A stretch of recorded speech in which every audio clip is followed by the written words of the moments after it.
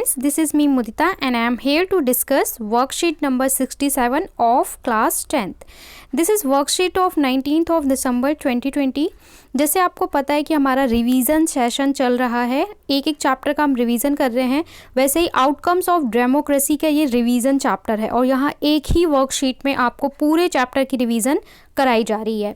मतलब इस वर्कशीट में आपको 1 मार्कर क्वेश्चन भी मिलेंगे, 2 और 3 marker question and 5 marker question भी मिलने वाले हैं। सो पहले इस वर्कशीट को देख लेते हैं, समझ लेते हैं किस किस तरह के क्वेश्चन है, उसके बाद सभी सॉल्यूशन के साथ हम क्वेश्चंस को डिस्कस करेंगे। देखिए सबसे पहले आपको क्वेश्चन दिए हैं 1 मार्क क्वेश्चन। तो 1 मार्क क्वेश्चन में आपको क्वेश्चन 1 दिया है ऑब्जेक्टिव टाइप क्वेश्चन, जहां आपको 4 ऑप्शंस मिलेंगे और आपको चूज करना होगा। इसके बाद आपका जो क्वेश्चन नंबर 2 है, rewrite the statement and correct underline phrase, जो आपको गलत फ्रेज दिया होता है उसे करेक्ट करके आपको फिल करना होता है, स्टेटमेंट को दोबारा से लिखना होता है, ये भी 1 मार्क की कैटेगरी में आता है। स्टेट वेदर ट्रू फॉल्स, ये भी 1 मार्क की कैटेगरी में आता है। और क्वेश्चन नंबर 4 में आपको डिफाइन करनी है, एक 1 लाइनर आंसर देना है, तो ये भी 1 मार्क में आता है। आगे देख लेते हैं क्वेश्चन 3 एंड 5 मार्क। ये जो क्वेश्चंस आपको 3 क्वेश्चंस दिए हैं, ये आपके 3 मार्क्स में भी पूछे जाते हैं, 4 मार्क्स में भी और 5 मार्क्स में भी पूछे जा सकते हैं, इसलिए लिखा हुआ है 3 एंड 5 मार्क्स। तो यहाँ पे आपको 3 क्वेश्चंस दिए हैं, ये लॉन्ग क्वेश्चन आपके आते हैं, लॉन्ग आंसर टाइप क्वेश्चन।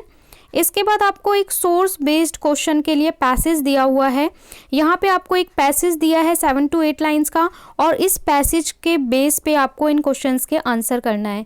मतलब पैसेज का मतलब ये होता है कि आपको अपनी नॉलेज के अकॉर्डिंग आंसर नहीं करना, जो पैसेज में लिखा हुआ है उसके अकॉर्डिंग ही, उस पैसेज से ही आपको आंसर लिखना है। That is source based question और ओपन बुक क्वेश्चन। तो पहले मैं आपको ये पैराग्राफ पढ़ के समझा देती हूँ, इसके बाद जब सारे क्वेश्चंस डिस्कस करेंगे तो हम इसके क्वेश्चंस का सॉल्यूशन भी देखने वाले हैं। Read the extract given below and answer the following question given below. जो आपको एक्सट्रैक्ट दिया है, कहीं का भी पैराग्राफ हो सकता है, उसको रीड करिए और उसके आंसर्स दीजिए।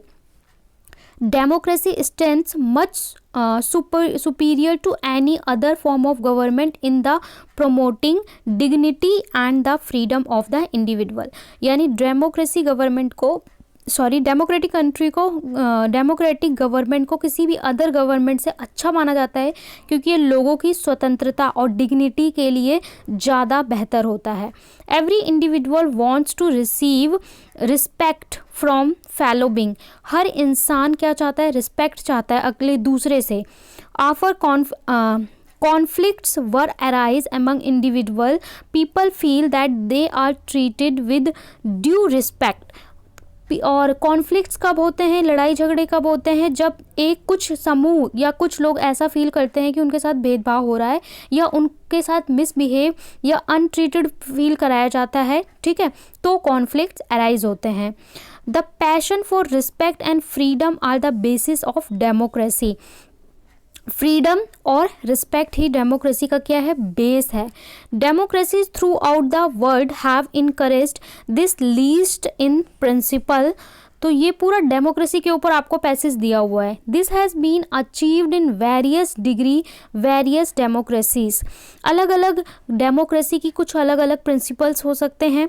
For society which have been built for a long on the basis of subordination and the democracy, it is not simple matter to recognize that all individual are equal। और बहुत सारी जो अलग अलग दुनिया में गवर्नमेंट्स और डेमोक्रेसी हैं, वहाँ पे ज़रूरी नहीं है कि लोग अपने जो पीपल हैं, अपनी जो जनता है, अपने जो लोग हैं, उनके लिए, उनके राइट्स के लिए सेम डिसीजंस ले या सेम तरीके से फैसले ले। तो ये आपको एक पैसेज दिया है और इसके 4 क्वेश्चंस दिए हैं, इनके आंसर भी हम डिस्कस करेंगे। तो चलिए सॉल्यूशन देख लेते हैं इस पूरी वर्कशीट का। इससे पहले आपके लिए कोविड के लिए एक मैसेज है कि आपको अपने हैंड्स को वॉश करते रहना है वाटर एंड पानी से। आप इस वर्कशीट को अच्छे से देख सकते हैं। वर्कशीट का स्क्रीनशॉट मैं टेलीग्राम पे प्रोवाइड करा दूंगी, तो वहाँ से आपको ये पैसेज और क्वेश्चंस मिल जाएंगे। आंसर मैं डिस्कस कर लूँगी आपको विथ क्वेश्चन आंसर। नंबर 1 में आपसे बोला है choose the correct option below. ये आपका क्या है? 1 मार्कर वाले जो क्वेश्चंस थे वो क्वेश्चंस हैं। इसमें चूज द करेक्ट आपको करना है। In which type of government citizens have social equality. Citizen को सोशल इक्वालिटी दी जाती है। ऑप्शन मोनार्की, डिक्टेटरशिप, डेमोक्रेसी या ऑटोक्रेसी। तो इसका ऑप्शन क्या हो जाएगा, डेमोक्रेसी, यानी इसका डेमोक्रेसी सही आंसर होगा। क्वेश्चन नंबर 2 में आपसे बोलता है rewrite the statement after correcting underline phrase. तो अंडरलाइन फ्रेज यहाँ पे क्या है, डिस्पोटिक गवर्नमेंट इज लिग्निमेट गवर्नमेंट। तो यहाँ पे ये वर्ड गलत है, इसकी जगह पे क्या आएगा, democratic government is the legitimate government. तो ये आपका आंसर 1 और 2 हो गया। इसका आप स्क्रीनशॉट ले सकते हैं या फिर आप टेलीग्राम ज्वाइन कर लीजिए। अगर आपके फ़ोन में टेलीग्राम ऐप नहीं है तो प्ले स्टोर से इसे ज्वाइन कर ले और यहाँ से हमारा चैनल ज्वाइन कर ले, मुदिता IAS वॉरियर। वहाँ पे फ्री ऑफ कॉस्ट आपको सारी वर्कशीट के सॉल्यूशन मिल जाते हैं और जितने भी अपडेटेड वीडियोस हैं वो भी आपको वहाँ पे अपडेट कर दी जाती हैं। थर्ड क्वेश्चन में बोला है स्टेट वेदर ट्रू और false the information about the government can be get by the right to information. आप जो गवर्नमेंट है उसके काम के बारे में राइट टू इन्फॉर्मेशन से इन्फॉर्मेशन ले सकते हो। तो क्या ये स्टेटमेंट ट्रू है या फॉल्स है? Yes, this is true.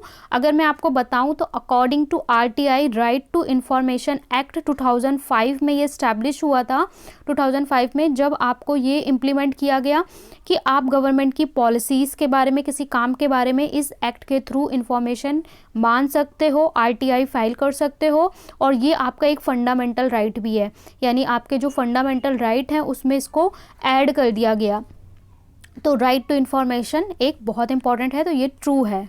Question number 4 में बोला है define democracy in your own word. अपने वर्ड्स में डेमोक्रेसी को डिफाइन करो।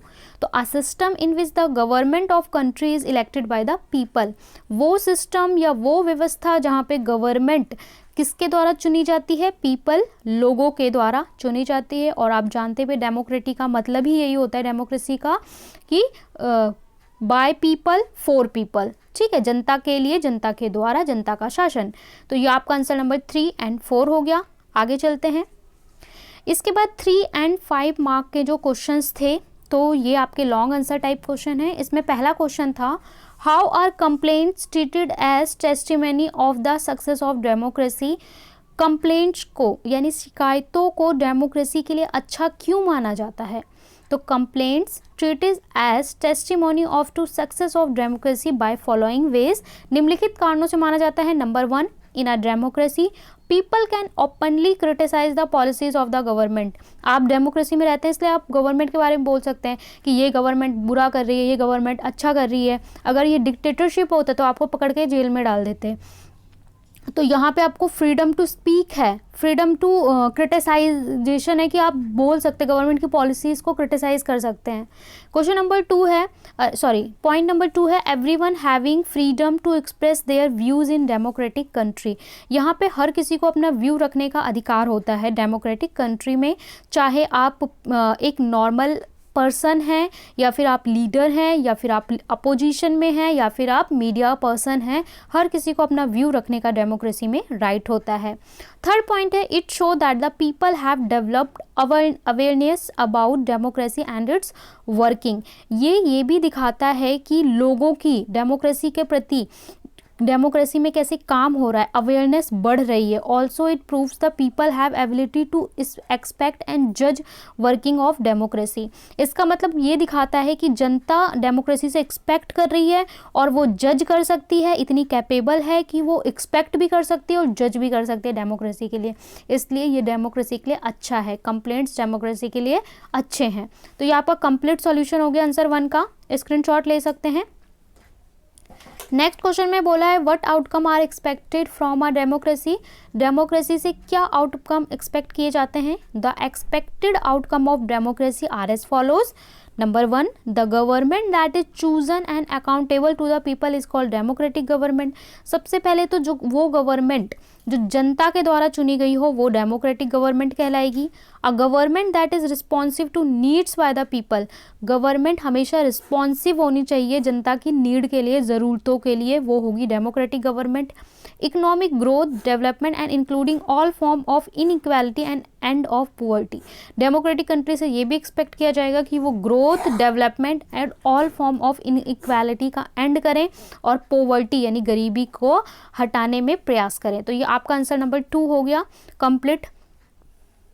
थर्ड क्वेश्चन में बोला है how are democratic government better than other form of governments. Democratic government किसी भी तरह की अदर गवर्नमेंट से किस तरह से बेटर है? तो democratic government better than other forms of government because number 1, a democratic government is better because it is more accountable form of government. सबसे ज़्यादा accountable government कोई होती है तो वो हमारी democratic government होती है. Number 2, democracy improves the quality of decision making को बेहतर बनाता है एक democracy country. Democracy provides a method to deal with differences and conflicts. ये डिफरेंसेस और कॉन्फ्लिक्ट्स में डील करने में हेल्प करता है. वाद विवाद होते हैं लेकिन वो हेल्प करता है उसे और ज़्यादा मजबूत बनाने में, संघवाद को और ज़्यादा मजबूत बनाने में. तो ये आपका आंसर नंबर 3 हो गया. इसके बाद हमारा था सोर्स बेस्ड क्वेश्चन. आपको एक पैसेज दिया गया था, जो पैसेज हमने रीड किया उस पैसेज का मैं स्क्रीनशॉट आपको दे दूंगी टेलीग्राम पे. उस पैसेज में आपको 4 क्वेश्चन पूछे गए थे. When did conflict arise. Conflicts कब होते हैं? तो conflicts arise when some people feel they are being discriminated. जब लोगों को ये लगता है कि हम डिस्क्रिमिनेट किए जा रहे हैं, तब कॉन्फ्लिक्ट्स अराइज होते हैं. सेकेंड में बोला था what are the basis of democracy. Democracy का बेस क्या है? The desire for respect and freedom are the basis of democracy. ठीक है, एक अपनी चाह रिस्पेक्ट की और आज़ादी, यही बेस है हमारा डेमोक्रेसी का. थर्ड में बोला था सी में why did every individual wants to receive respect. हर किसी को रिस्पेक्ट क्यों चाहिए? Everyone desire respect to self satisfaction and self esteem. Self esteem के लिए, आत्मसंतुष्टि के लिए, स्वाभिमान के लिए सबको एक सेल्फ रिस्पेक्ट चाहिए. Does every government treat dignity and freedom of the individual equally. क्या सभी गवर्नमेंट लोगों के फ्रीडम के लिए इक्वली ट्रीट करती है? No, every government does not treat dignity and freedom of the individual equally. ठीक है, आप देख सकते हैं इसका एग्जाम्पल चाइना एक डेमोक्रेटिक कंट्री है, बट यहाँ पे किसी को भी राइट नहीं है कि वो कुछ बोल सके. यहाँ की मीडिया वही बोल सकती है जो यहाँ की गवर्नमेंट चाहती है, वही लिख सकती है यहाँ के पब्लिशर जो यहाँ की गवर्नमेंट चाहती है. तो सभी जगह पे सेम डेमोक्रेसी और सेम गवर्नमेंट पीपल को डील नहीं करती. तो ये आपका आंसर सी और डी हो गया. यहाँ पे कंप्लीट होता है हमारा वर्कशीट नंबर 67. हमने एक ही वर्कशीट में पूरा चैप्टर का रिवीजन कर लिया. आई होप आपको मज़ा आया होगा और समझ में आया होगा. आपको फटाफट से लाइक करना है, शेयर करना है और चैनल को सब्सक्राइब करना है. साथ ही हमारे चैनल पर सारे प्रोजेक्ट्स के वीडियो अपलोड हैं, यानी सिक्किम प्रोजेक्ट बच्चों को जो मिला था उसमें मैथ्स में वीडियो आप कैसे बनाएं सिक्किम पे, संस्कृत में कैसे बनाएं, इंग्लिश में कैसे बनाएं और ऑल सब्जेक्ट में एक वीडियो प्रोजेक्ट कैसे बनाएं, इसके 4 वीडियोस अपलोड किए गए हैं. ये सभी वीडियो आपको EMC की प्लेलिस्ट है हमारी. आप मुदिता IAS वॉरियर में प्लेलिस्ट में जाएं, वहाँ EMC प्लेलिस्ट में आपको चारों वीडियो मिल जाएंगी. और भी आपको कोई डाउट है तो वो कमेंट सेक्शन में पूछ सकते हैं.